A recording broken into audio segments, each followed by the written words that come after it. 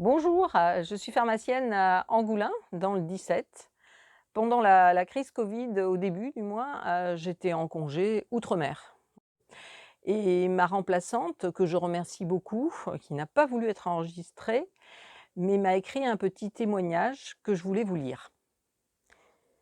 Remplacement à partir du 4 mars. Frémissement dans les médias et la population concernant le virus qui faisait des ravages en Chine. 10 mars.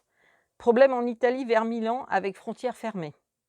Arrivée massive de cas lors d'un rassemblement évangélique à Mulhouse, le gouvernement passe à la vitesse supérieure et annonce la fermeture des frontières. Augmentation de la pression au niveau des médias, des clients, du personnel avec les obligations que cela comporte. 15 mars, élection municipale. Le maire d'Angoulins téléphone à plusieurs reprises pour réquisitionner le stock de masques, gel hydroalcoolique si on en recevait.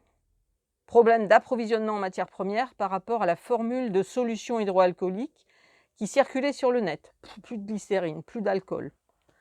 Tous les jours, des infos nouvelles, floues, contradictoires sur les process à appliquer. Beaucoup de stress, car pas le temps de prendre du recul. Souci avec la délivrance d'hydroxychloroquine couplée avec l'azithromycine suite aux propos du professeur Raoult. Beaucoup de questions en tout genre par les clients et la psychose qui monte en puissance. Confinement annoncé le lundi 16 mars au soir par le président de la République. Afflux massif de Parisiens et autres débarqués la nuit avant le 17 mars à midi, puisqu'après, les déplacements libres étaient interdits sans motif et sans papier.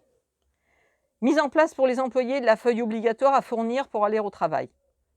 Interrogation du personnel pour connaître leurs droits, pour faire garder leurs enfants en bas âge en fonction du statut du conjoint.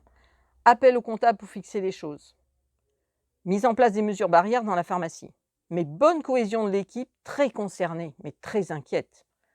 Augmentation des livraisons à domicile, augmentation de la charge de travail pendant 10 jours avant que le rythme ne soit pris et s'apaise. Réunion pour recueillir les avis, les idées et les ressentis. Tout allait très vite, pas le temps de se poser pour réfléchir.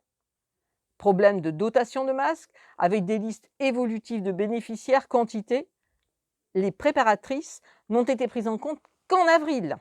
Problème aussi pour les familles avec des personnes à risque. Stress supplémentaire. Les repas à la pharmacie diminuent les risques.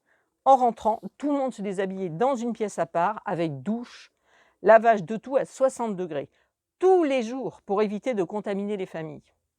Sentiment d'aller au casse-pipe car infos contradictoires et manque de moyens pour tout le monde. Masque, gel hydroalcoolique, gants. Et pour moi, je devais être rassurante et sûre de moi. Intérieurement, j'étais très stressée avec problème de sommeil pour être au top de mon remplacement inédit et respecter les titulaires en vacances. Mais, solidarité accrue et touchante. Proposition de fabrication de masques grand public par le club de couture d'Angoulins. Heureusement, la météo était bonne.